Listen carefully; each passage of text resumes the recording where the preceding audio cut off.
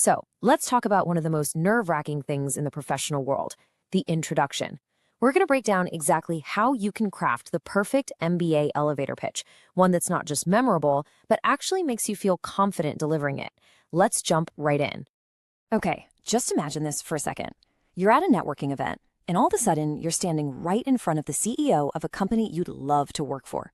You've got maybe 30 seconds, a minute max, to make an impression. The clock is ticking. What do you even say? It's for that exact moment that having a killer elevator pitch ready to go isn't just a nice to have, it's absolutely essential. So how do you deal with that pressure? How do you make sure every single one of those seconds counts?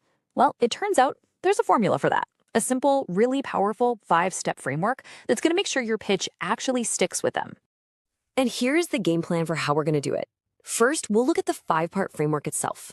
Then we're going to break down each piece, how to show you're credible, how to highlight your value, and how to stick the landing with a confident close. And to wrap it all up, we'll watch a perfect pitch in action and see exactly why it works so well. All right, let's dive right into the foundation of it all. Think of this 5-part structure as your secret weapon. It's what's going to help you build an introduction that's clear, to the point, and most importantly, really compelling. These are the 5 building blocks. It's actually pretty simple. You start with who you are and your basic profile. Then, you talk about your real-world exposure. After that, you point out your key skills. Then, you state what your career interests are. And finally, you close by saying what you're looking for. Let's really dig into each one. Okay, so these first 2 steps are all about one thing: immediately showing who you are and why someone should even listen to you. This is where you lay that crucial groundwork. So step 1 is just about giving them instant context. Don't make them guess or work to figure you out. Just flat out state your identity, what you specialize in, and your school. It's direct, it's super clear, and it sets the stage perfectly. And check this out. Here's a simple plug-and-play template. Hello, my name is your name. I am an MBA second semester student specializing in your specialization at your university/institute. See? So professional, and it gets right to the point. No fluff. Now, part 2 is where you build on that intro by talking about your exposure. And here's the key thing. The focus is on application. Recruiters, managers, CEOs, they don't want to hear about what you read in a textbook. They want to know what you've actually done. So this is where you bring up those internships, those live projects, any extra certifications or leadership roles you've had. And here's exactly how you can frame that. You could say something like, I have gained practical exposure through a live project where I worked on. Describe what you did. I've also completed certifications in mention a relevant skill. This kind of phrasing just screams that you're proactive and you've got real tangible experience. Okay, so you've set the stage. They know who you are and what you've done. Now, these next 2 steps kind of shift the focus from your past to your future value. This is where you really show them not just what you've learned, but what you can do for them. Oh man, this slide is absolutely golden because it points out a huge mistake people make all the time. Don't just list your classes like financial accounting. That doesn't mean anything to them. Instead, you need to translate that subject into a valuable skill. So marketing management becomes strategic thinking. That's the language recruiters and executives actually understand and care about. For instance, you could say, my key strengths include data analysis, strategic thinking, and teamwork, and I really developed those through my hands-on project work. You see how that connects your skills directly back to your experience? It makes them sound so much more believable.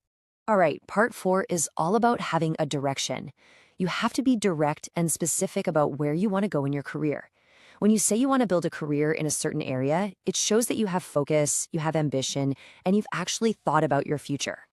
You can use a super straightforward template like this. I am keen to build my career in marketing because, and that one little word, because, that's where the magic happens. It gives you the perfect opening to connect your passion and your skills to your goal. It makes the whole thing feel real and authentic. And now for the grand finale. This is maybe the most important piece of the whole puzzle. The close.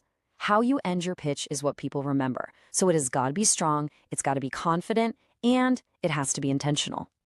The key phrase here is intent, not desperation. And that is so, so important. You are not begging for a job. You're expressing a real desire to use your skills, to learn, and this is crucial, to contribute. You're making a statement about the value you can bring, not about a need you have. this template right here is the perfect way to say that. I am looking for opportunities where I can apply my skills, learn from industry professionals, and contribute meaningfully to organizational goals. It just sounds so confident, so professional, and it positions you as a genuine asset. All right, we've gone through all 5 parts of the puzzle. Now, let's see how they all snap together to create one seamless, really powerful pitch. This is where we see the theory in action. Okay, just listen to how this flows. My name is Ananya Verma, and I am an MBA second semester student specializing in marketing at Kiat University. I have gained hands-on experience through a live project with a retail startup where I worked on customer segmentation and digital campaign analysis. I have also completed certifications in digital marketing and business analytics. My strengths include communication, data interpretation, and teamwork. I am interested in pursuing a career in brand management. I am eager to learn, grow, and add value to a dynamic organization. See how smooth that is? It just rolls off the tongue. And let's just break it down one last time to really let it sink in.